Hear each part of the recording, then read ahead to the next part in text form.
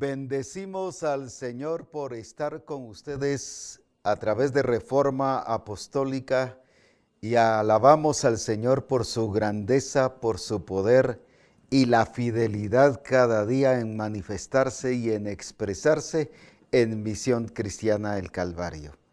Damos gracias a Dios por los diferentes recursos como son SoundCloud, también Fresca Unción allá en los Estados Unidos, que transmite en televisión y por radio también, como las diferentes emisoras que nos están transmitiendo. Yo alabo a Dios por ellos porque exaltamos a Dios en su grandeza.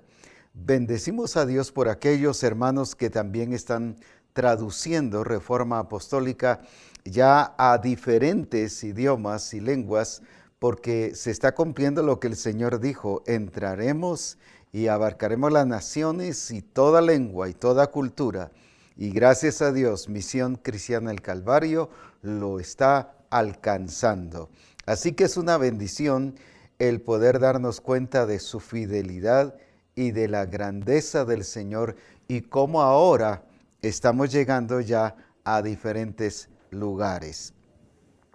Exalto a Dios por su presencia, por su poder, porque está llevando a Misión Cristiana del Calvario a extenderse y a expandirse.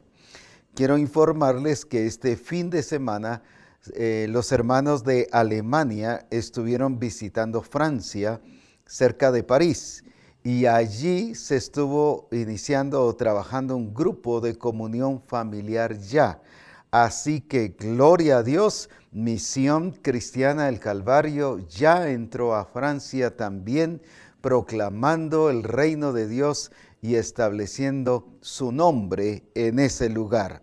Así que gloria a Dios por los hermanos de Alemania que están trabajando en los diferentes países ya y están trabajando con personas italianas. Gloria a Dios por ello. Exaltamos a Dios, así que bendecimos su nombre y damos gloria a Dios por lo que el Señor está permitiendo. También los hermanos en Ucrania y en diferentes países que nos están viendo ya. Exaltamos el nuestro Señor Jesucristo y alabo a Dios porque está cumpliendo su palabra, pero el instrumento de Dios, y que le glorifiquemos con todo nuestro corazón. Exalto a Dios por ello. Hemos estado hablando sobre la parábola de la levadura. La parábola de la levadura, como se ha dicho, no tiene que ver de maldad como se entiende en muchos otros versículos. Cuando habla, por ejemplo, de la levadura de los fariseos, está especificando de la dureza de corazón. Pero no solo está especificando las acciones, sino la actitud. Cuando dice que porque son duros de corazón, está especificando que actúan en rebelión, en estar en contra del plan y del propósito del Señor, que se oponen a lo que Dios quiere. Pero más que eso, lo que está revelando es el punto importante de influencia, que es una voluntad, un ego, un yo que está no transformado, un yo no nacido de nuevo, un yo no regenerado, sino es un yo que está haciendo y viviendo de acuerdo a los principios del reino de las tinieblas. Sin embargo, en este caso, se nos está hablando de que el reino de los cielos es semejante a la levadura. Así que en este caso, vuelvo a resaltar, no está hablando de pecado, ni de rebelión, ni de un yo que está opuesto a Dios, sino ya nos está presentando a una levadura que nos influencia y que impregna la obra de Cristo en nuestra vida. En otras palabras, nos impregna a Cristo mismo para que nosotros seamos la expresión de Cristo. ¿Por qué razón digo esto, y aunque no lo he mencionado en los otros programas, pero sí hemos mencionado que es Cristo obrando e influenciando en nuestras vidas, ya que dice en 2 Corintios 3:18 que todos viendo a cara descubierta la gloria del Señor, somos transformados de gloria en gloria a su misma imagen como por el Espíritu del Señor. ¿Quién es el que nos influencia? Estoy hablando de este caso, de esta parábola, es Cristo en nosotros, el que nos modela en todos los aspectos, y por eso es que podemos aprender hacia Cristo. Ese fue el asunto de los hermanos de Éfeso, que en Efesios 4:17 ellos fueron influenciados por los gentiles. Los gentiles, una de las cosas básicas era que hacían lo que ellos querían. En otras palabras, tenían un ego, tenían su voluntad, tenían un yo, pero no sometido a la guía del Espíritu. Y por eso era que hacían todas las cosas, no solo desordenadas, sino fuera del orden, del propósito y del diseño del Señor. Por eso es que la iglesia de Éfeso llegó a que el Señor tuviese algo en contra de ellos. Pero tengo algo contra ti, que has dejado tu primer amor. Y el primer amor no necesariamente es la acción como cuando uno se acaba de convertir y está enamorado de Cristo y se entrega y busca al Señor, y después pareciese, no es así, pareciese que las circunstancias nos van como acomodando otra vez a situaciones pasadas, y es entonces donde dejamos al Señor. Eso es lo que generalmente se ha dicho. Cuando dice que has dejado tu primer amor, como vamos a ver hoy, es que hemos dejado de amarle a Él, pero desde la perspectiva de un yo sometido a Él. Por eso era que ellos buscaban a los gentiles, porque ellos habían sido influenciados, estoy hablando de la iglesia de Éfeso, estaban siendo influenciados para hacer lo que ellos querían. Y a la carne lo que le agrada es hacer lo que uno quiere, hacer lo que uno piensa, hacer lo que uno asume, hacer lo que uno realmente quiere que suceda. El propósito de uno, el plan de uno, el programa de uno, y el problema es que queremos ajustar a Dios a ese programa, cuando Dios no se ajusta a ningún programa humano, a ningún plan humano, a ningún proyecto humano, sino Dios es Señor y soberano Dios que se manifiesta y quiere expresarse a través de ti y de mí como iglesia escogida para hacer la expresión de su gloria. Ahora entonces veamos que tomó una mujer y escondió en 3 medidas de harina hasta que todo fue leudado. En la otra versión que leímos el lunes pasado decía hasta que fue hecho pan. El propósito de ponerle levadura era precisamente que no se quedara como una masa leudada, sino llevarlo a cumplir una parte del propósito, una parte del proceso. ¿Por qué digo una parte? Porque no solo es sacar pan, sino ya luego es venderlo y que alguien se lo coma y lo disfrute y lo viva. Y pues ahora, en este caso, vemos que dice que fue leudado, o sea, fue hecho pan. ¿Qué es lo que realmente la Escritura nos dice en relación al pan? Aquí en Juan capítulo 6, nos habla acerca de Cristo, la persona de Cristo, que es el modelo por excelencia y que Misión Cristiana del Calvario lo está viendo a Él como el único modelo por excelencia y el que realmente nos revela al Padre en todos los aspectos.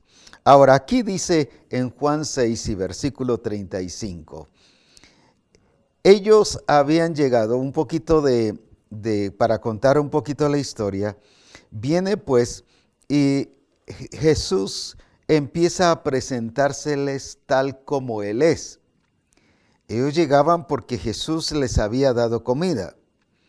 Por ejemplo, en el versículo 26, y respondió Jesús y les dijo, de cierto os digo que me buscáis, no porque habéis visto las señales, sino porque comisteis el pan y os saciasteis. En otras palabras, esta clase de personas, como Jesús les había dado el pan, les había multiplicado el pan para que se saciaran, ahora empezaron a seguirlo precisamente porque querían que les diera de comer. Y Jesús lo discernió. Él conoce todas las cosas, las intenciones, no solo las acciones, sino las intenciones. Y conoció las intenciones de estas personas. Y los pone, ¿sabe qué? Como decía en el cuerpo ministerial en estos días, el versículo 27, trabajad no por la comida que perece, sino por la comida que a vida eterna permanece, la cual el Hijo del Hombre os dará, porque a este, o sea, al Hijo del Hombre, a Jesucristo, a este señaló, ¿qué cosa? Dios el Padre. Ahora viene Jesucristo, y ya en el versículo 35, y Jesús le dijo, yo soy el pan de vida. ¡Qué tremendo! Ellos andaban buscando a Jesús para que les diera pan, y ahora viene Jesús y les dice, yo soy el pan de vida. El pan de vida, y el que a mí viene nunca tendrá hambre, y el que en mí cree, que dice, no volverá a tener sed jamás.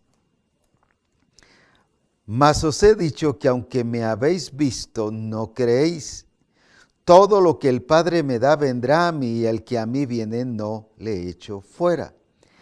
¿Cuál fue la actitud de ellos? Veamos en el versículo 40. Y esta es la voluntad del que me envió, que todo aquel que ve, fíjese la importancia de ver, ese es ser leudado. La importancia de la levadura en nuestra vida, porque la levadura es algo externo que se introduce en la harina. Ahora, esta es la voluntad del que me ha enviado, que todo aquel, no solo que me oye, sino que me ve. Se recuerda que ese fue el problema de los hermanos de Éfeso, que ellos no aprendieron hacia Cristo, porque dejaron de ver a Cristo, sino aprendieron de los gentiles. Aunque eran nacidos de nuevo, estaban siendo leudados por los gentiles, pero no por Cristo. ¿Pero por qué? Porque lo dejaron de ver. Ahora aquí dice, esta es la voluntad del que me ha enviado, que todo aquel que ve al Hijo y cree en Él tenga vida eterna, y yo le resucitaré en el día postrero. Pero ¿cuál fue la actitud ahora de la gente cuando Jesús se les presenta como el pan de vida?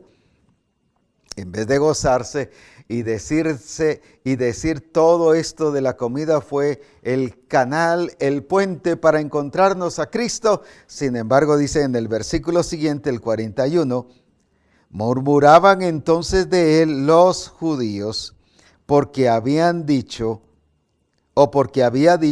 yo soy el pan que descendió del cielo. No le entendieron. Y decían, ¿no es este Jesús el hijo de José? No habían comprendido la nueva etapa que Jesús estaba viviendo, ya que era el resplandor de su gloria, que era la declaración del Padre, este es mi Hijo amado en quien yo tengo contentamiento, sino lo miraban como alguien común y corriente. Este es el hijo de José, cuyo padre y madre nosotros conocemos. ¿Cómo pues dice del cielo he descendido? Y Jesús respondió y les dijo, no murmuréis con vosotros, ninguno puede venir a mí si el Padre que me envió no lo trajere. Ahora, ¿cómo se está presente? Y yo le resucitaré en el día postrero. Y les habla de los profetas y les habla de la importancia del pan de vida. Y en el versículo 48 otra vez les vuelve a decir, yo soy el pan de vida. Y luego le saca el caso de Moisés y de cómo en el desierto comieron el maná. Por ejemplo, en el versículo 50, este es el pan que desciende del cielo, para que de él coma, el que de él coma no muera. Y les vuelve a decir en el 51, yo soy el pan vivo. Imagínense cuántas veces él se presentó como el pan vivo. Ahora, ¿por qué estoy relacionando esto con la parábola de la levadura? ¿Para qué se leudó la masa? Para que esa, al cocerla y cumplir su proceso de cocimiento, llegase a ser pan. Ahora, ¿cuál es entonces el propósito de ser leudados? Pero ser leudados siendo sometidos al fuego para que lleguemos a ser pan, igual que Cristo, como Cristo, porque Él es el ejemplo por excelencia. Él es pan y Él dice que Él a través del reino de Dios, la levadura, su propósito es que la harina llegue a ser pan. Por eso es que es puesta la levadura en esas medidas de harina con el propósito de que sea pan. Ahora, entendiendo entonces que el propósito no solo de la harina, sino que fuese leudada y que pasase por el fuego, es para que formase o forme en nosotros la imagen de nuestro Señor Jesucristo. ¿Por qué? Porque Él es el pan de vida. Y ya vimos, aunque no todas las veces, pero Él menciona allí varias veces, yo soy el pan de vida. Y ellos no lo vieron así. Por eso no le dieron importancia a la levadura. Por eso no le dieron la importancia a que Cristo los contagiara y se les impregnara y aprender de Cristo para vivir de esa manera como ellos estaban viéndolo, solo lo estaban viendo como el hijo de José, y así era como oían la enseñanza de que el hijo de José era el que se las estaba predicando. Conforme a nosotros veamos a Cristo, así es como vamos a ser leudados. ¿Cómo estamos viendo a Cristo? Como nuestro Señor, como el Dios soberano y Rey, así vamos a ser influenciados y sometidos a esa voluntad de nuestro Dios y hacer las cosas como Él quiere. Pero si yo solo lo miro como el Maestro, ¿por qué vemos que cuando Jesús le dice a Nicodemo, es necesario nacer de nuevo?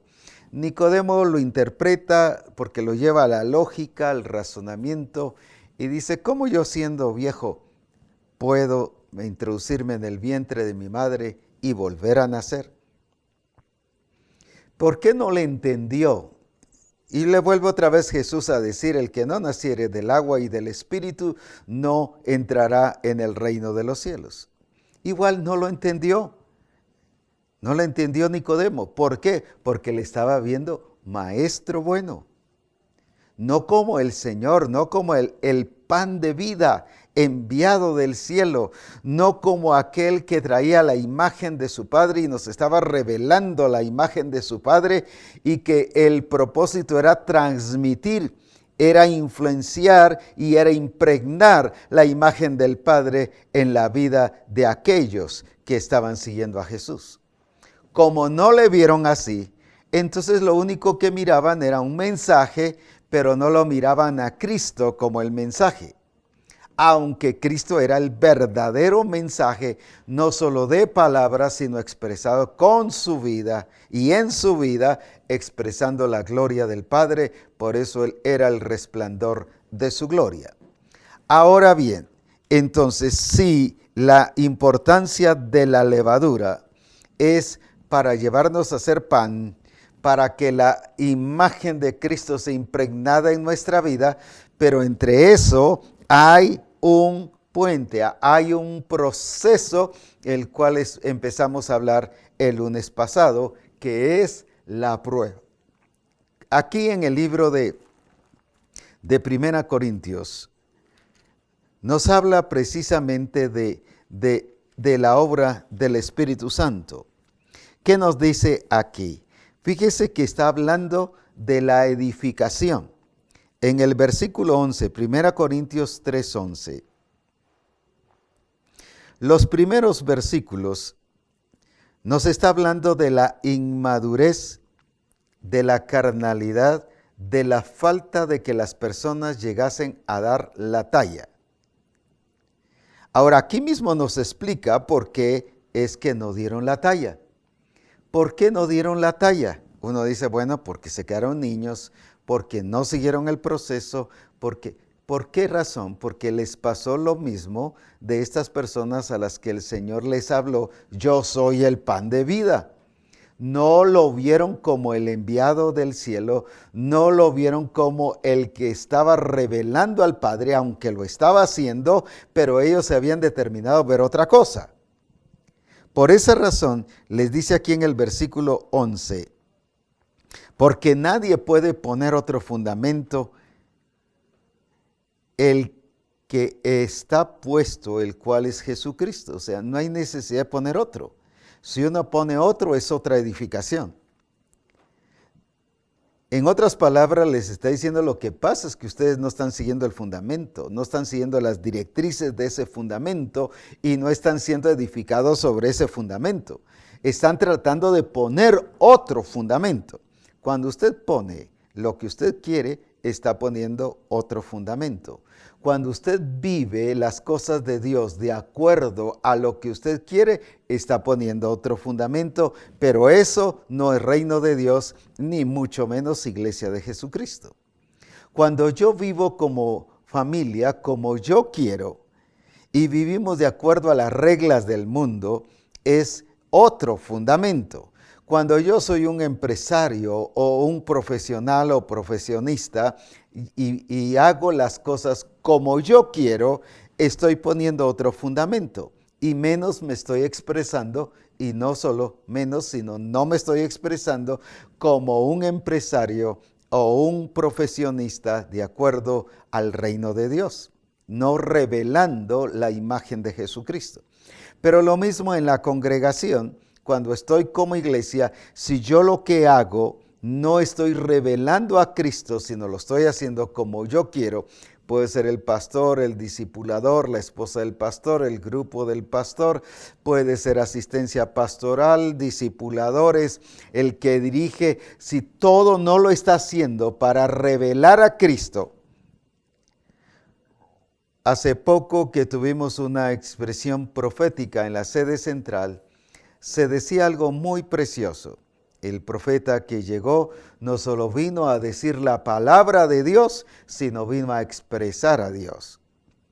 El problema nuestro es cuando estamos solo transmitiendo palabras de Dios, pero no estamos expresando a Dios. Recuerdo hace muchos años que vinieron algunos profetas entre nosotros y sí eran tan exactos y muy puntuales en lo que decían, pero en sus acciones, en su vida, en su forma en que todo les enojaba, todo les molestaba. Si se subían a un vehículo, aventaban la puerta del vehículo, y si bajaban también, pues igual. Cosas que uno decía, bueno, ¿y qué le pasa a este? ¿Qué es lo que le sucede? Estaban dando un mensaje, una palabra de Dios, pero no estaban revelando a Dios. Y esa es la gran diferencia de lo que está sucediendo ahora a través de esta revelación de la levadura, que lo que Dios quiere es que nosotros no solo demos un mensaje, sino seamos la revelación de ese mensaje. Por eso es que Él nos leuda, y por eso es que ahora Él nos está diciendo, Misión Cristiana el Calvario, recuerda que Él dice, yo soy el pan de vida. Pero ¿por qué es que nos dice yo soy el pan de vida? Porque Él mismo sabe y ha dicho que fuimos predestinados para ser hechos conformes a su imagen. Y para eso Él los leuda. ¿Por qué razón? Porque como harina fue puesta en nosotros la naturaleza de Cristo al nacer de nuevo, la genética de Cristo, pero el ser leudado viene a avivar y a levantar aquello que fue puesto en nosotros, lo cual eso es la función de la levadura, venir y hacer crecer los componentes o de lo cual está compuesta la harina. La harina requiere de la levadura para que tenga forma, para que se levante, para que crezca. Y eso se le llama ser leudado.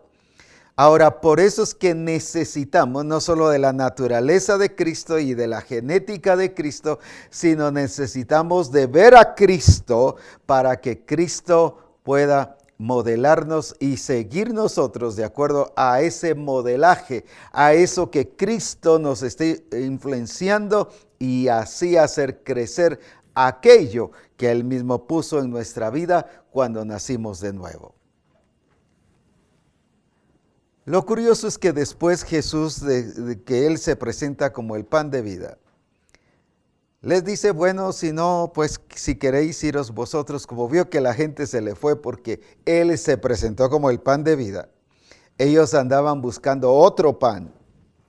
El problema de la iglesia es cuando está buscando otro pan, pero no el verdadero pan, el que descendió del cielo. Y aquí en la levadura nos está hablando de la levadura del reino de los cielos. Está hablando del reino que desciende, que está en las áreas celestiales, en el ámbito celestial. Por lo tanto, está hablando ahora del pan de vida, que usted y yo debemos ser impregnados de esa gloria de Dios para ser el resplandor de su gloria. Ahora, ¿qué pasó entonces? La iglesia de Corinto estaba no solo deficiente, sino poniendo otro fundamento. Y por eso el apóstol Pablo les dice, nadie puede poner otro fundamento. Y si dice nadie puede poner, es que nadie puede poner. No importa que usted se haya puesto de acuerdo con su esposa, con su familia, y no por estar de acuerdo significa que lo puede poner. No importa que en la congregación se hayan puesto de acuerdo y al estilo Ananías y Zafira, entre ellos se pusieron de acuerdo, pero sin embargo el Señor les dijo, han mentido al Espíritu Santo. No es el hecho de que nos pongamos de acuerdo solamente, sino que nos pongamos de acuerdo, valga la redundancia, de acuerdo al propósito, al diseño y a la razón por la cual fuimos creados, pero también nos llevó a nacer de nuevo. Ahora, ¿qué les dice entonces? No es solo el fundamento, sino ahora ¿qué les dice? Porque si alguno sobre este fundamento, no sobre otro, no sobre el que usted pone, sino sobre este fundamento que ya está puesto, el cual es Jesucristo, ¿qué dice? Si alguno edificare oro, plata, piedras preciosas, madera, heno y hojarasca. El asunto de edificar ya me corresponde a mí. No con mis componentes, sino Él da los recursos, pero yo soy el que decido cómo. Lo explico de esta manera. Vuelvo otra vez a hablar de la iglesia de Éfeso, que ellos miraban a los otros gentiles, pero no a Cristo. Aprendían de los gentiles, pero no a Cristo. Eso es edificar en heno, hojarasca y madera. Algo que el fuego hace la prueba y lo quema. El fuego hace la prueba y lo quema. ¿Por qué razón lo quema? Porque eso no solo no es duradero, sino eso no va acorde al diseño y al plan del Señor en nuestra vida. Por eso es que tenemos que edificar de acuerdo a los materiales que el Espíritu Santo nos da. Ahora, ¿por qué algunos se edifican en oro, en plata, en piedras preciosas, pero también en heno, hojarasca y madera? porque el punto de decisión está en ti y está en mí. ¿Cómo vas a edificar? Recuerda el caso de los 2 edificadores, uno de la arena y el otro que edificó sobre la roca. A los 2 se les dijo qué hacer. Se les dio las mismas directrices, se les dio el mismo diseño, el mismo propósito, el mismo plan, se les reveló lo mismo, pero uno decidió edificar en la arena y el otro decidió edificar en la roca, en lo correcto. O sea, decidió seguir el orden que se le había indicado, mientras que el otro decidió seguir su orden. Ahí está el punto importante a lo que hoy el Espíritu Santo quiere trabajar en nuestra vida. Porque uno edificó sobre la arena y el otro sobre la roca, en lo correcto, en lo exacto. Quiere decir que las directrices sí fueron dadas exactas, si el otro lo pudo hacer, si el otro se hizo como se le dijo. Entonces no había confusión en la directriz, no era por un problema de falta de revelación o mala revelación, sino era un problema por decisión personal. Por decisión personal, que era lo que estos hermanos o esta gente, más bien esta gente con la cual Jesús estaba hablando, ellos decidieron no ver a Jesús como el pan de vida, aunque les dijo, yo soy el pan de vida. Y se lo repitió varias veces y ellos murmuraban y lo criticaban y más bien empezaron a decirle, este es el hijo de José, a despreciarlo y se fueron. Ellos mismos lo decidieron a pesar de que tuvieron la verdadera revelación, con el verdadero revelador de la imagen de Cristo. Sin embargo, ellos decidieron no aceptarlo. Esta misma actitud fue la que le pasó a los hermanos de la iglesia de Corinto. Decidieron heno, hojarasca y madera. Y ahora sigue diciendo el versículo 13. La obra de cada uno se hará manifiesta. Es que la obra suya, lo que está haciendo, lo que está viviendo, lo que está expresando, la revelación de lo que está dando con su vida se hará manifiesta. Todo será visible, será notorio. Ahí es donde se va a conocer si está edificando de acuerdo al propósito de Dios o de acuerdo a su propósito. Aunque usted diga, no, si yo estoy edificando de acuerdo al propósito de Dios, pero la obra de cada uno se hará manifiesta. Ahora, ¿qué dice? Porque el día la declarará, pero ¿cómo va a ser declarada? Pues por el fuego será revelada y la obra de cada cual sea el fuego la probará, sea del oro, de la plata, de las piedras preciosas o de la madera, de heno y de la hojarasca. Dice que la obra de cada uno, cual sea, no solo de quién sea, sino de cuál sea, el fuego la va a probar.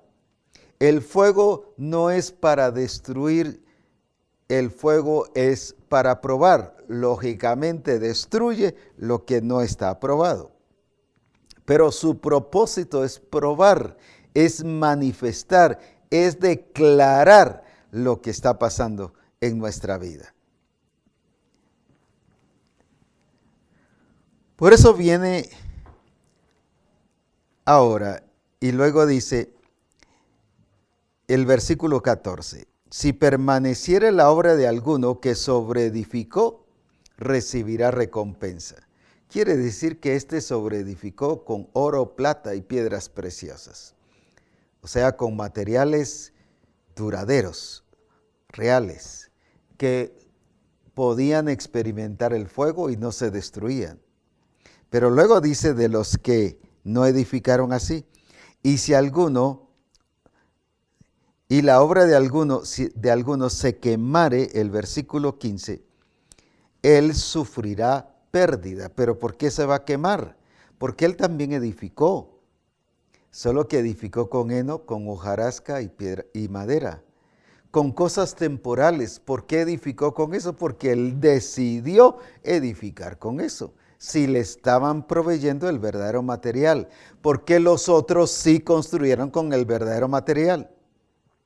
En este caso, volvemos a la iglesia de Éfeso. ¿Por qué algunos sí aprendieron de Cristo y por qué algunos aprendían de los gentiles? Porque Cristo estaba presente, se les había dado la levadura específica, pero ellos decidieron escoger otra levadura. Es una decisión personal. Ahora, pero ¿cómo y por qué el Señor les habló esto? El versículo 16. No era solo el asunto de edificar, sino les dice, no sabéis que sois templo de Dios y que el Espíritu de Dios mora en vosotros. Si alguno destruyere el templo de Dios, Dios le destruirá al tal, porque el templo de Dios, el cual sois vosotros, santo es. Y mire el versículo 18, nadie os engañe a sí mismo. Nadie se engañe a sí mismo. Entonces, cuando yo edifico con heno, con hojarasca y madera, me estoy autoengañando. Porque estoy usando una levadura que no es la correcta. Cuando yo me estoy dejando leudar por mí mismo y estoy haciendo mis propias decisiones, en la casa vivo como yo quiero, en el trabajo se hace como yo quiero, con mis amigos me relaciono como yo quiero, en la congregación actúo como yo quiero, aquí dice que me estoy autoengañando. ¿Por qué a los hermanos del Éfeso les dice, nadie se engaña a sí mismo? Si alguno entre vosotros se cree sabio en este siglo, o sea, en este mundo, en este sistema, hágase ignorante para que llegue a ser sabio. ¿Por qué? No es que Dios quiera que seamos ignorantes, no, pero sí ignorantes del sistema, del mundo, para recibir el reino de Dios, sus reglas y todo aquello que Él quiere que nosotros hagamos, porque somos templo de Dios.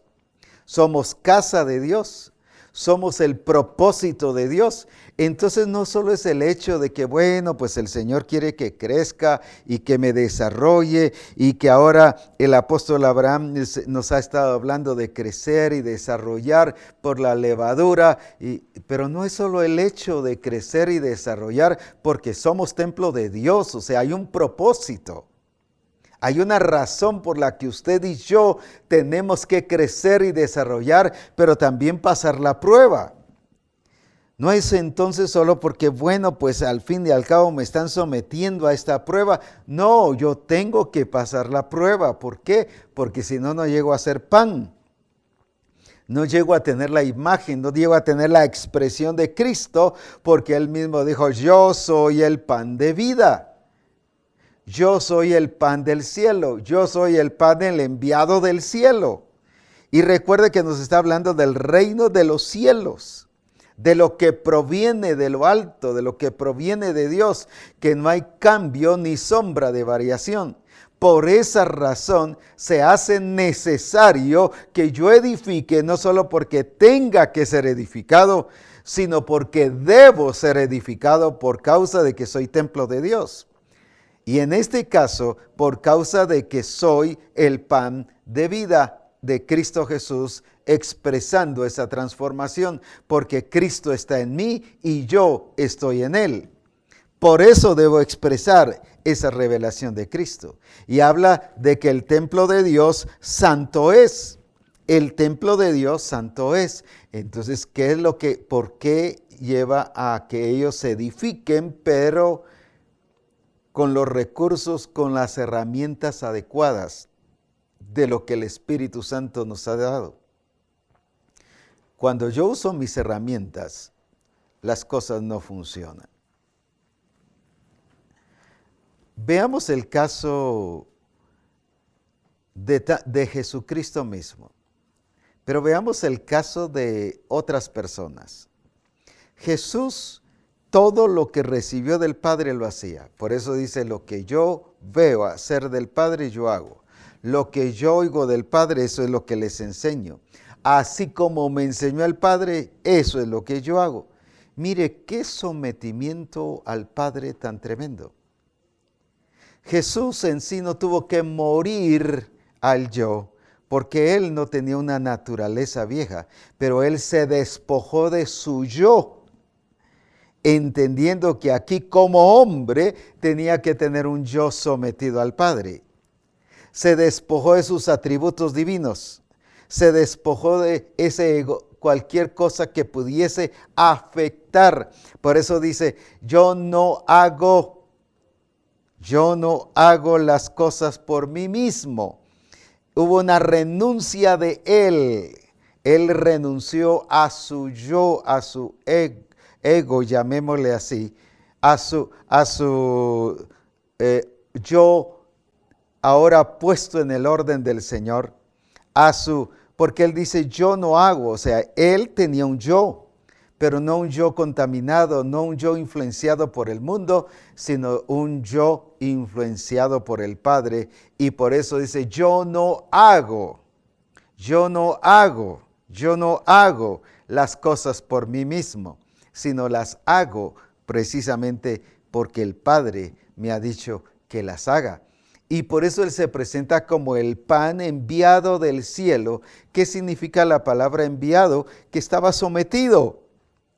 Entonces, cuando nos está hablando de la levadura del reino de Dios, nos está hablando que es un pan sometido al propósito de Dios, porque es enviado del cielo. Es un reino de los cielos. Es algo que Dios nos ha enviado a Jesucristo para que usted y yo lo vivamos. Ahora nosotros sí, debido a la naturaleza pecaminosa, teníamos un yo, pero un yo contaminado, llamémosle así un yo viejo, solo por darnos a entender. Un yo viejo, pero al nacer de nuevo hay un yo sometido al Espíritu Santo. Ahora es un yo que reconoce el reino de Dios. ¿Por qué? Porque ha nacido de nuevo y se nace de nuevo no solo para morir, para ser sepultado y para resucitar a nueva vida, sino para entrar al reino de los cielos. Ahora, entonces, ¿por qué el Señor nos da la levadura y nos mete al fuego? ¿Y para qué? Para que nosotros desde el principio podamos entrar en el proceso de ser leudados, pero también en el proceso de ser cocinados.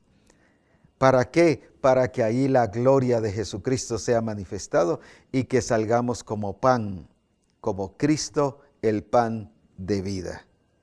Ahora, entonces es un yo, pero es un yo sometido.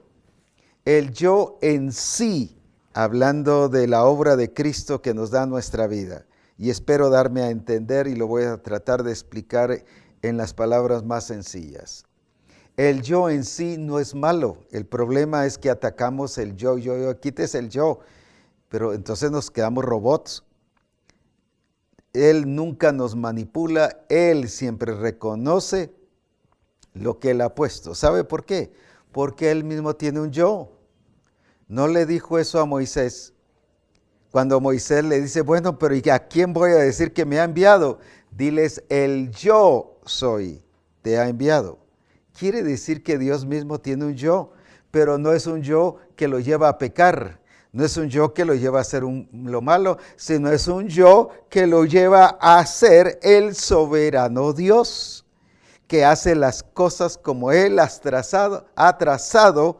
Es un yo que lo hace planificar, es un yo que lo hace hacer las cosas como Él las planificó y es un yo que hace que las cosas funcionen de acuerdo a las cosas que Él planificó. Se lo explico. Viene y desde el principio dice que Él escribió, Él diseñó las parábolas como fue hecho desde la fundación del mundo, dice. Pero ahora viene el profeta Isaías y profetiza que Jesús hablaría en parábolas. Pero ahora viene Jesús y es el ejecutor de estas parábolas. Pero ahora viene la iglesia y es el aplicador de esas palabras. ¿Qué es lo que hace? ¿Qué es ese yo que hace que todas las cosas funcionen? Y no hay nadie que pueda ir contra ese yo, de ese yo soy, del Dios presente, que no cambia, que no se muda, ni que nunca deja de ser. Entonces no es un yo de riesgo, no es un yo que esté afectado o infectado por las cosas del mundo, sino es un yo para que sirvamos para la gloria de Dios. Ahora, eso es lo mismo que Él ha hecho en nuestra vida al ponernos su naturaleza, su genética, y ahora al ponernos la levadura para que seamos leudados, es para que haya un yo, pero para que glorifique el nombre del Señor. Que usted y yo podamos decir, yo no hago mi voluntad, sino hago la voluntad de mi Padre. Un yo sometido a Él para su gloria y para su honra. Pero para ello tengo que ver que tengo que estar sometido al fuego. Ahora, ¿por qué? Porque el fuego es el que hace la prueba. El fuego es el que va a manifestar de qué material soy yo. El fuego es el que manifiesta con qué estoy yo edificando. El fundamento es glorioso, es Cristo Jesús. Y el que edifica, en este caso Pablo, y ahora Dios me ha puesto a mí también y a los ministerios para edificar, pero ahora el que edifica, cada uno vea cómo edifica. Ese cómo no es por la libertad que tenemos de escoger lo que nosotros querramos y Él aprobarlo. Bueno, pues yo escogí esto porque Él me dejó en esa libertad. No, Él nos dice que cada uno vea cómo edifica. ¿Por qué? Porque ese yo que Él ha puesto significa responsabilidad personal, individual de lo que tenemos que hacer. Porque el reino de Dios no es forzoso, el reino de Dios no es forzado, el reino de Dios no es porque Él nos ve a nosotros como robot, sino porque Él nos ve como personas. Y con un yo sometido de acuerdo a ese yo que es según la naturaleza del Padre, porque Él nos puso su naturaleza. Y si Él dice, yo soy el que soy, ¿qué está diciendo ahí? Que es el Dios único, soberano y Rey de reyes y que no hay otro más fuera de Él. Él es el único Dios. Cuando Él nos hizo a su imagen y semejanza, Él nos puso un yo. ¿Por qué? Porque nos hizo a su imagen y semejanza, porque Él tiene un yo. Yo soy. Yo soy. Diles que el yo soy te ha enviado. Alabado sea su nombre. Por eso Jesús pudo decir, yo soy el camino, la verdad y la vida. ¿Pero por qué? Porque como era uno con el Padre y el Padre en Él, qué lindo que la iglesia también podamos expresar y revelar ese camino, esa verdad y esa vida. Por eso Jesús dijo, yo soy el pan de vida. Jesús tenía también su yo soy. Jesús tenía su yo, pero era un yo de acuerdo al yo, voy a decirlo así solo por darme a entender, al yo del Padre, para hacer la voluntad del Padre. El reino de Dios no es otra cosa más que hacer la voluntad del Padre. Vosotros pues oraréis así, Padre nuestro que estás en los cielos, santificado sea tu nombre. Escuche esto bien. Venga tu reino. ¿Pero en qué consiste en que va a venir el reino? No en que yo hable mensajes del reino, no en que yo diga cosas del reino y mencione cosas del reino, no es contar del reino. Dice, hágase tu voluntad. Entonces, ¿cuál es la expresión del reino de Dios? ¿Cuál es la expresión suya y mía que yo estoy en el reino? Que yo estoy haciendo la voluntad del Padre. ¿Cuál es la expresión de una familia que está viviendo según el reino de Dios? Que está haciendo la voluntad del Padre.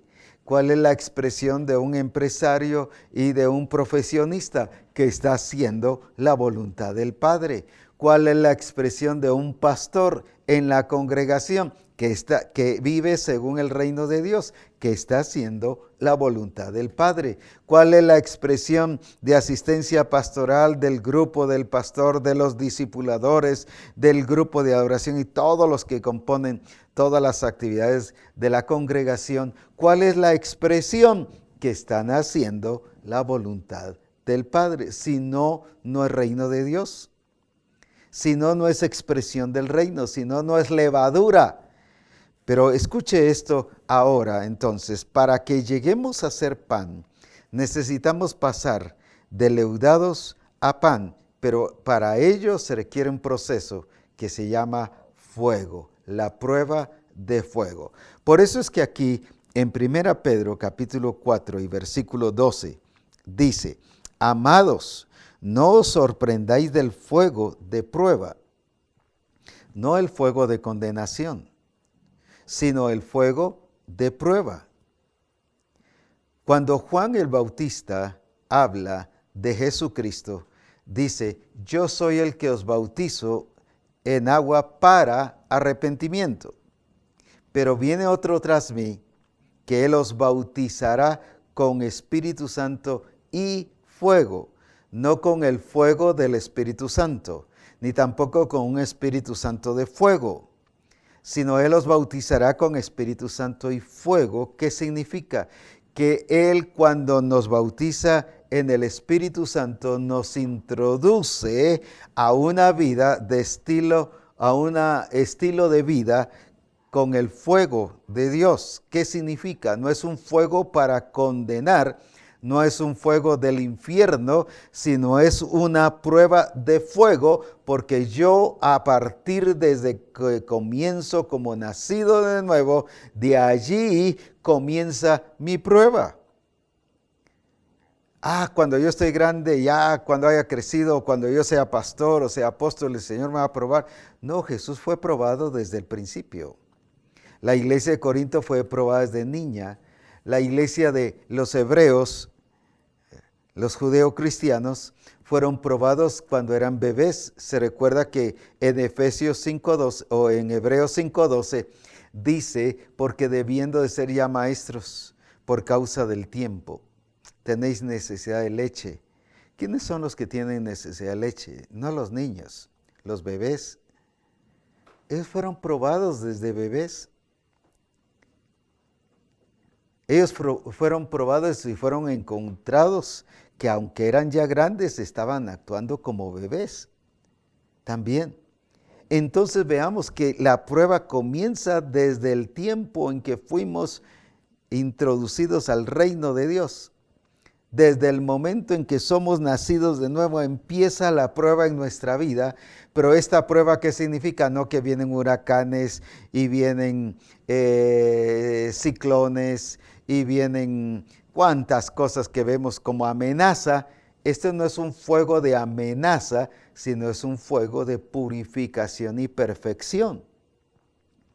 Es un fuego que nos va llevando a alcanzar el propósito, y es un fuego que hace el fuego con la harina leudada, que la forma en que le dio la levadura ahora sea notorio, ahora sea visible, ahora todos sus componentes sean útiles. Precisamente esa es la prueba de fuego en nuestra vida. No es para condenarnos, no es para enjuiciar, como se oye en muchos mensajes. Quizás en otro pasaje tenga que ver con eso, pero en este no. Este fuego no es un fuego de condenación, es un fuego purificador, donde todos estamos viviendo ese fuego desde el momento en que nos convertimos. Y por eso es que cuando ha pasado la prueba, cuando hemos hecho algo, nos damos cuenta, pero no hice lo que debí de hacer. Es que no quise hacer eso y lo hice. No sé por qué lo hice. ¿Por qué se está dando cuenta? Porque el fuego le ha manifestado. Dice, el fuego hará la prueba y manifestará lo que ha edificado. ¿Por qué es que nos damos cuenta que hemos estado actuando mal, pero también el Espíritu Santo nos lleva a darnos cuenta que sí estamos siendo edificados por el Espíritu del Señor? El asunto está que la iglesia generalmente ve lo que está destruido, como en este caso nuestras acciones malas, pero ahora viene y no vemos lo que el Espíritu Santo está haciendo en nuestra vida. ¿Qué es lo que el Espíritu Santo quiere hacer en nuestra vida? El fuego lo que trata es con la carnalidad, las acciones, las obras de la carne, y es mostrar que todavía falta, por causa de lo que hemos aprendido, cultura, la sociedad, rudimentos, religiosidad, porque todo eso es aprendido. Todo eso es aprendido. Entonces viene el fuego y el problema es que creemos que con eso podemos edificar. Todo eso es heno, hojarasca y madera. Cosas temporales que se queman, pero el fuego hace la prueba y nos damos cuenta que lo que hemos construido no ha sido en base a la guía del Espíritu, sino en base a mis propias decisiones. Ahora bien, amados, no os sorprendáis. No sorprendáis. ¿Qué significa? Que no os agarre así como que, yo no estaba, como que hubiera sido un accidente. No es eso. El fuego no es algo accidental. Dice, no os sorprendáis del fuego de prueba que os ha sobrevenido, como si fuese cosa extraña. En otras palabras, es normal la vida de fuego. Es normal que estemos sometidos al fuego de Dios en medio de nosotros, o sea, la prueba de fuego. ¿Y qué significa?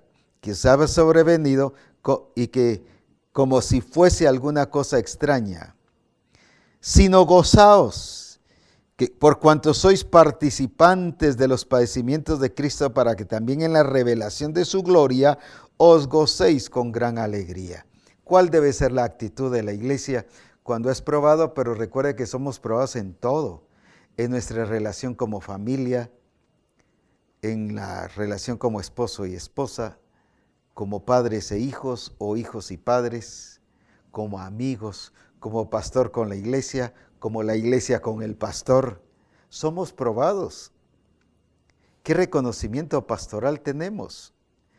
¿Qué reconocimiento de autoridad y de ver a la persona a quien Dios ha puesto? ¿Qué? Somos probados con eso, pero también somos probados en nuestra relación con los hermanos. Los hermanos de Corinto fueron probados. Y ellos que demostraron una levadura que les había llevado a edificar en heno, hojarasca y madera.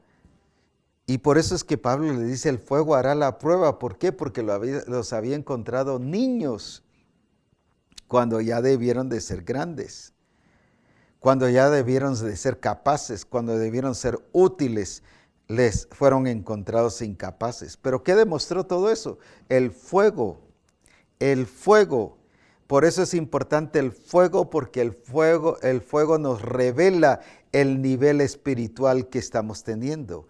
El fuego nos revela qué es lo que hemos aprovechado de Dios o qué es lo que estamos aprovechando de los rudimentos del mundo.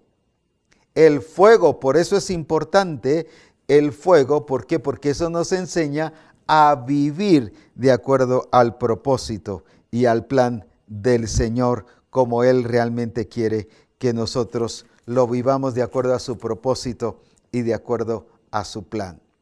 Ahora veamos que el fuego es para hacernos crecer, hacer crecer aquello que los componentes de la harina y la levadura ahora están produciendo. Aquí en 1 Pedro 1:7, ¿qué dice?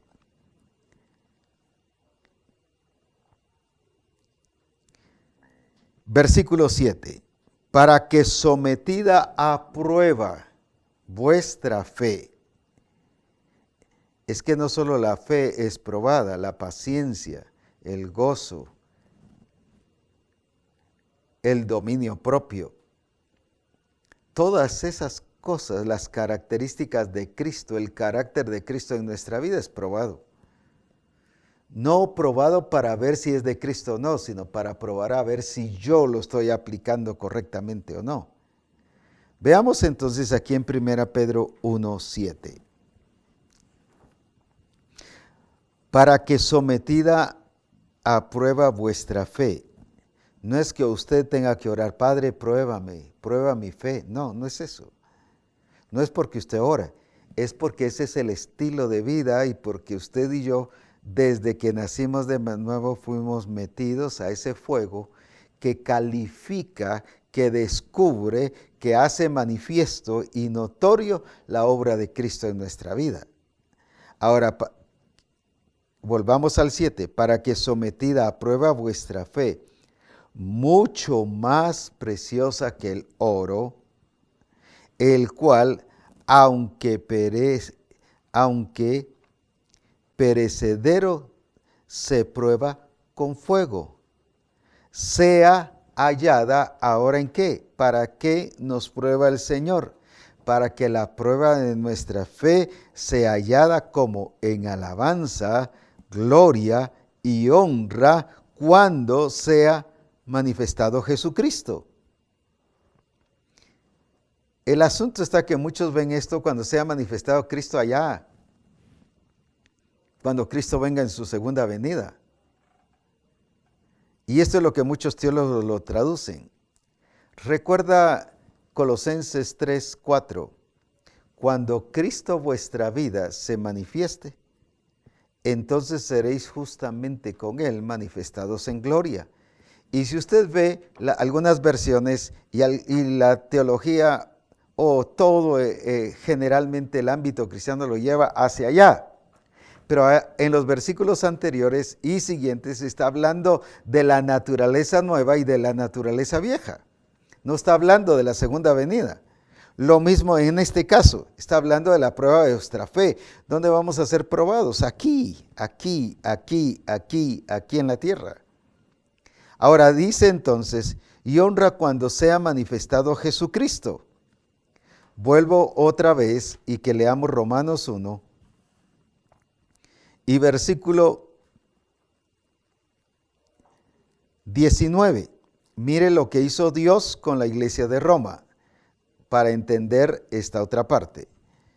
Porque lo que de Dios se conoce les es, no dice que se lo va a manifestar, no dice que será hasta cuando Él venga en su segunda venida, les es manifiesto, o sea, ellos vieron la manifestación de Dios. ¿Y qué dice? Pues Dios mismo se lo manifestó. No era hasta cuando Jesucristo viniera en su segunda venida. Ya la iglesia de Roma vio la manifestación de Dios. Vio la expresión de Dios, vio la revelación de Jesucristo. Vio al Cristo revelado, pero no quiso, porque habiéndole conocido como a Dios, ellos decidieron no adorarle como a Dios, sino adorar a cuadrúpedos y a los animales y a toda cosa creada. Adoraron a los hombres. Pero ya fue decisión de ellos. Ahora bien, volvamos aquí a 1 Pedro 1:7. Entonces, para que sometida a prueba vuestra fe, mucho más preciosa que el oro, el cual aunque perecedero se prueba con fuego, sea hallada en alabanza, gloria y honra cuando sea manifestado Jesucristo. Entonces, ¿qué va a ser la prueba de fuego? ¿Qué va a ser la prueba de fe? Lo que va a revelar es a Jesucristo. Lo que va a sacar, lo que va a hacer expresar es lo que estamos contenidos en el nuevo nacimiento, que es Cristo en vosotros, la esperanza de gloria. Porque nos puso su naturaleza, su genética, la levadura, y el fuego es para que el pan sea expresado y los componentes del pan se expresen, para que podamos después comerlo y disfrutarlo. Ahora, entonces, ¿para qué es esto que Cristo se manifieste? Para que aquello que ha sido puesto en nosotros a través de su naturaleza, su genética y de esa levadura que Él nos ha contagiado con su gloria, con su modelaje, entonces podamos ahora que Cristo sea la revelación en nuestra vida. Con razón, el resplandor de su gloria, que es la expresión de Cristo, pero usando esta palabra, es la manifestación del Padre en Cristo. Ahora entonces, ¿qué es lo que va a ser la prueba de fe? Es expresar a Cristo en nosotros. Usando esta palabra, es que Cristo el Cristo, que es el pan de vida, se manifieste en nosotros. Cuando Cristo sea manifestado, entonces, ¿qué va a producir? Alabanza, gloria y honra. Ahora, cuando Cristo no se manifiesta en nuestra vida, no estoy hablando de la participación de Cristo, sino como resultado de esa prueba de fuego. O sea, lo que produjo fue heno, hojarasca y madera, y todo eso se quemó. Eso dice que cada uno sufrirá pérdida. Eso, en vez de alabanza, gloria y honra, nos trae desánimo, nos trae frustración, nos trae amargura. Ahora la pregunta es entonces, ¿por qué hay amargura? ¿Por qué hay resentimiento? ¿Por qué hay murmuración? ¿Por qué hay todo esto que estamos mencionando? Porque no se está expresando Cristo. No se está manifestando Cristo en la hora de la prueba. En ese tiempo de prueba, cuando debimos de expresar a Cristo, no estamos expresando a Cristo, sino nos estamos expresando nosotros. ¿Por qué cuando la iglesia de Roma fue probada? A pesar de que Dios se había manifestado a ellos, se los leí para que viéramos eso. No era algo futuro, era algo que ellos ya lo habían visto. ¿Qué fue lo que se descubrió en ellos? Ellos decidieron no adorarle como a Dios. Dice, ellos aprobaron no hacer las cosas de Dios. Ellos decidieron y se hicieron un estilo de asamblea y ellos mismos acordaron no hacer, porque dice, no aprobaron las cosas de Dios. Ellos decidieron no hacerlo. Entonces, ¿qué vino a ser la prueba de fuego? Cuando vino la prueba, en vez de que ese que se había manifestado a ellos fuese manifestado en ellos, lo que vino a manifestarse era un ego contagiado y contaminado, un yo contaminado con los rudimentos del mundo. Y por eso tenían en Romanos 12:2, eran conformados a la imagen de este mundo. En otras palabras, la prueba que le vino a la iglesia de Roma no reveló al Cristo glorioso, al que es el pan de vida. No manifestaron a Cristo, pero sí manifestaron el mundo, el ser conformados a este mundo. Por eso es el fuego que expresa, que manifiesta lo que estamos edificando y con qué estamos siendo edificados. No es por lo que decimos. Yo puedo decir, no, si yo estoy bien, yo estoy edificado, yo me estoy edificando con la revelación. No, ¿qué es lo que estoy manifestando? ¿Qué es lo que estoy expresando? No es lo que estoy diciendo, sino es lo que estoy expresando, lo que estoy manifestando.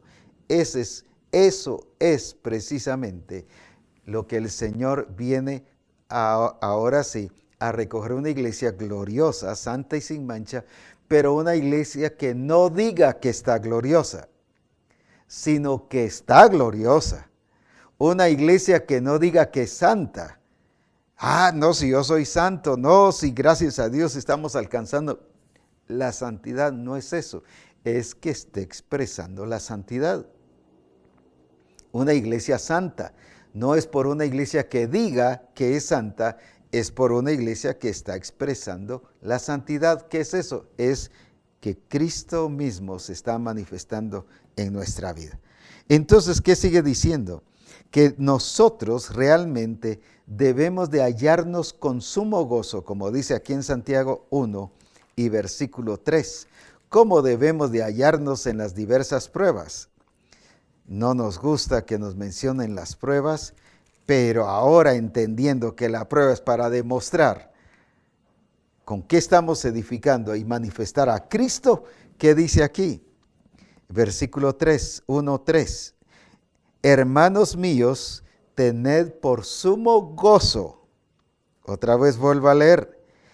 Hermanos míos, fíjese que le está hablando a la iglesia, tened por sumo gozo, otra vez, hermanos míos, tened por sumo gozo cuando os halléis en diversas pruebas. No solo una prueba, sino diversas. ¿Qué significa? Valga la redundancia, pues diversas, varias. Uy, pero es que ahora que estoy buscando a Dios me vienen tanta prueba. Gócese, alégrese, porque es para que usted revele a Cristo o revele al mundo que está afectando su vida. ¿Pero para qué es? Para quitar ese mundo y para que usted pueda vivir y pueda decir como Cristo, están en el mundo, pero no somos del mundo. Estamos en el mundo, pero no somos del mundo. Eso es lo que va a revelar el fuego, pero el propósito del fuego. El propósito del fuego, entonces, ¿qué es? El propósito que Dios quiere es que a través de ese fuego, todas esas acciones carnales que aprendemos como cultura, religiosidad, rudimentos del mundo, ese sistema del mundo de vivir y de hacer las cosas, Él a través del fuego, así como consume el heno, la hojarasca y la madera, quiere consumir eso en nuestra vida para que se exprese Cristo, Cristo, Cristo, Cristo, pero el Cristo glorioso y verdadero que ha leudado nuestra vida y que la ha contagiado con su gloria y con su poder. Entonces la prueba de fuego, ¿qué es lo que nos hace? Nos hace crecer, nos hace expresar y manifestar a Cristo, nos hace que ese contenido de Cristo en nuestra vida sea expresado, para que entonces se cumpla en nosotros que somos el resplandor de su gloria. Recuerde, el yo no es malo. Dios mismo tiene su propio yo. Quizás nunca había oído esto, pero Él le dijo a Moisés en Éxodo 3, cuando él estaba tímido, por si alguien quiere el versículo. Cuando estaba tímido, ¿qué dice allí? Y cuando él le dice, pues yo soy tartamudo, yo no puedo.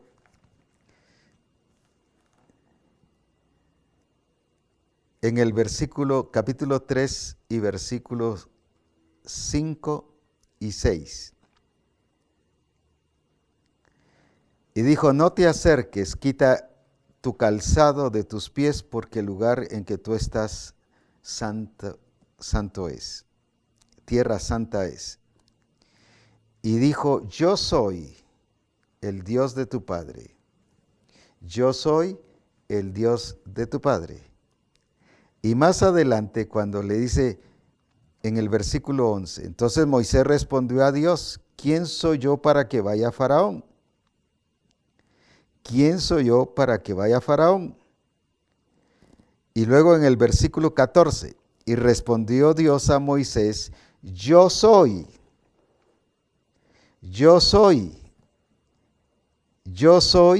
el que soy. Y se lo vuelve a recalcar, yo soy. Fíjese que primero le dice, yo soy el Dios de tu padre. ¿Por qué le dice yo? Porque tenía su propio yo, pues. Pero ahora, ¿qué le dice en el versículo 14? Yo soy el que soy, y dirás así a los hijos de Israel, yo soy, me ha enviado. ¿Qué nos está diciendo entonces? Que Dios sí tiene su propio yo, pero no es un yo contaminado, no es un yo con la naturaleza vieja, es un yo determinado a cumplir su propósito en la creación, su propósito en usted y en mí, su propósito en Misión Cristiana el Calvario. Así que el yo no es malo, depende quién usted haya decidido que lo gobierne, si el reino de las tinieblas, si el mundo o si la guía del Espíritu Santo. ¿Por qué dice en Romanos 8:14 que los que son guiados por el Espíritu Santo, estos son hijos de Dios? ¿Por qué necesitamos ser guiados? Porque el Señor reconoce lo que Él nos dio. Nos dio un yo, nos dio voluntad, nos dio ese poder de decisión para que, sometidos al Espíritu Santo, seamos guiados conforme su propósito, a toda la verdad. Si no reconociera ese yo, no habría necesidad de ser guiados. Sencillamente nos diría qué hacer y como puros robots lo haríamos. Pero gloria a Dios no es eso. Gloria a Dios, tenemos un Dios que actúa como lo que Él es, que actúa como Él es. Yo soy el que soy, aleluya. Él tiene su propio yo y por eso nos ha dado un yo, pero que esté sometido al Espíritu Santo para que hagamos todo acorde al propósito de Dios. Por eso es que Jesús se despojó de su yo. Yo no hago lo que yo quiero. ¿Qué significa despojarse? No que Él ya quedó en cero, no. Él se despojó de sus decisiones para hacer las decisiones del Padre en su vida a través de Él. Por eso es que Dios está llamando a Misión Cristiana del Calvario, a que nos despojemos de ese viejo hombre que está contaminado y viciado, dice, con las acciones del mundo. O sea, está hablando no de una naturaleza, sino de los hábitos, cultura, rudimentos que tenemos que dejarlos. Pero usar ese yo, ahora con la naturaleza nueva, guiado por el Espíritu Santo, para dar testimonio de Jesucristo en nosotros y para que ese Cristo glorioso se manifieste en nuestra vida. Y usted y yo seamos el resplandor de su gloria, a la imagen misma de su sustancia. No podríamos ser a la imagen misma de su sustancia si Él nos hubiese quitado el yo. Pero gloria a Dios nos dejó el yo, no como un ego carnal, sino como un yo sometido a la guía del Espíritu Santo. Seguiremos hablando sobre esto y sé que esto el Señor nos está libertando y librando para que, quitando de nosotros la esclavitud, para que seamos hechos siervos de Dios o fuimos hechos siervos de Dios, como dice Romanos 6:22. Que Dios les bendiga y sigamos juntos adelante y no se olvide del Congreso glorioso que ya está próximo a venir. Ya unos días nada más nos faltan y será glorioso. El Señor me dijo, lo que yo determiné antes de la fundación del mundo, lo voy a hacer. Este congreso es parte de mi propósito y es parte de lo que yo determiné hacer. Así que Él lo va a hacer para su gloria y cada persona que venga no va a oír lo que Dios está haciendo, va a experimentar y a vivir lo que Dios está haciendo, que es diferente, oír lo que Dios está haciendo, a vivir y experimentar lo que Dios está haciendo.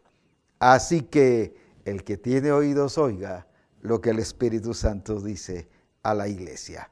Que el Señor les bendiga y que ahora, como personas hechos panes producto del fuego, de la prueba de fuego del Espíritu del Señor en nuestra vida, que ahora nosotros expresemos el ser conformados a esa imagen de Cristo, porque Él es el pan de vida.